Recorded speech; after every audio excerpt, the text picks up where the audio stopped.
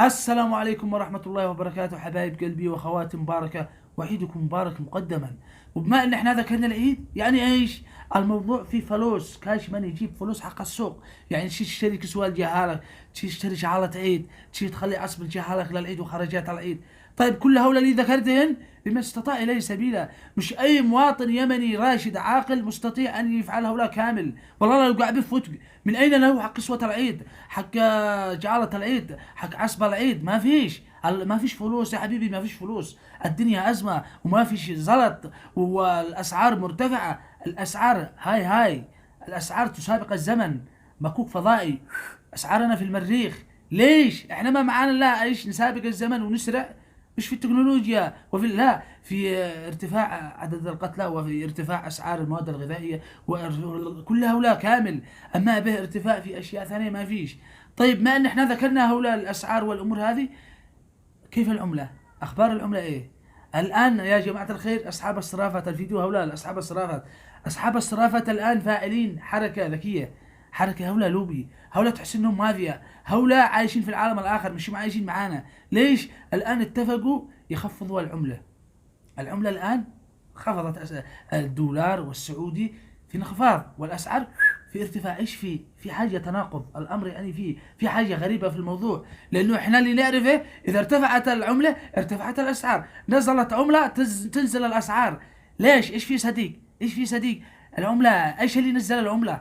طالما واحنا ما بنصدرش. احنا الان يعني اليمن ممنوعه من تصدير، وحرب وازمه، وما بش وديعه. يعني ما بش وديعه في البنك علشان ترتفع العمله، وما فيش عوامل كثيره. ايش اللي نزل العمله؟ رجاء صديق صاحب سرافة، وضح لنا. والله الشعب ضابع، ضانك، غلاء، حروب، أزمات، أم الجن، وعيد على الأبواب، تمام. والدنيا يعني والأسعار والعملة نزلت. ليش يا غالي؟ احنا عارفين ليش. عارفين ان الموضوع فيه رمضان وعيد. هذا الحوالات شغالة قرعة، المغتربين رسل ابني روح استلم حوالة اكسي اخوانك، يعني شغالين حوالات قرعة. فهم ايش يفعلوا؟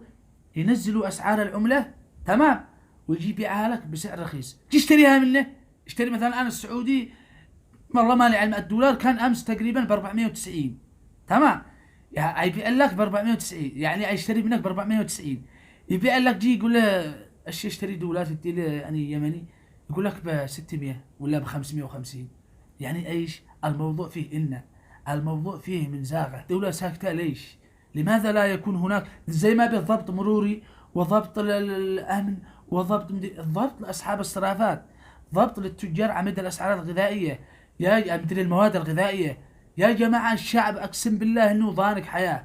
قد بنغرق هموم وشعر، قد الواحد يخرج يجابر نفسه. والله العظيم من المجانين في الشوارع ملان، والشعب ضانك، مرض في المستشفيات. ليش؟ بسبب الحرب، بسبب الغلاء، بسبب. وجيت بسر ان من بين الاسباب اصحاب الصرافه هؤلاء، اقسم بالله مش كلهم، بعضهم يخافوا الله، والبعض اقسم بالله العظيم انهم امواس. يشطك توصل له عندي يشطك. ليش كذا؟ بدل ما تخففوا على المواطن. يعني عيد رمضان هذا يا اخي ما معاهم الا هؤلاء المناسبتين، خليهم يعيشوا قدهم طوال السنه، بتعجنوهم عجن وتصبنوهم صبان. ما احناش عايشين في غابه، يعني عد به من يضبط الامور. ماشي الامور قدي خلاص سايبه، هذا يفعل الدوله لحاله اصحاب الصرافات، والتاجر يفعل الدوله لحاله، وكل واحد عد ديول. للشي توضيح، حتى تخيلوا اسعار العمله.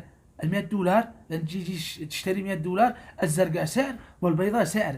ايش في يعني ايش المكونات مختلفه شي. فنشي توضيح، نشي ندرى، يعني نشي قولنا لهذه الامور. الدنيا مشي سايبه. يعني خلاص اذا كان صاحب الصرافه، اصحاب الصرافات معاهم قانون ديوله لحالهم، والتجار ديوله لحالهم، وهذا عشر الدول، كل واحد يفعل الدوله. فلهذا نريد من توضيح، ونريد رقابه وقوننا. ليش؟ حتى ال 100 دولار اذا صرت لعند صاحب الصرافه تشتري 100 دولار، المياه الزرقاء يعني سعر، والبيضاء سعر. ايش في يعني ايش المكونات مختلفه؟ طالما في 100 دولار من عند اليهودي سعر واحد. ليش عندنا يعني ايش في؟ ليش ساكتين على اصحاب الصرافات اللي هم شمال؟ يعني مش اصحاب الصرافات اللي هم به ناس طالبين الله، باصحاب صرافات يعني يلحط اي حاجه. فلهذا نريد توضيح يا دولتنا، يا ذي لكم يد، يا ذي لكم انف واذن وحنجره. احنا تعبنا ازمات ومشاكل، وعندي كلمه حق. يعني انا الان من حقي اتكلم. يعني قصدكم هنا يعني بيجوا يخوفوك، والله لا تحتبس لا تفعل، احنا بندي كلمة حق، إذا عيشنا يعني عاد احنا بنعتجن عليه ايش من حياة. فلهذا نريد أن توضحوا لنا، ونقول حسبنا الله ونعم الوكيل في كل شخص وفي كل فئة تتاجر بأوجاع الشعب اليمني.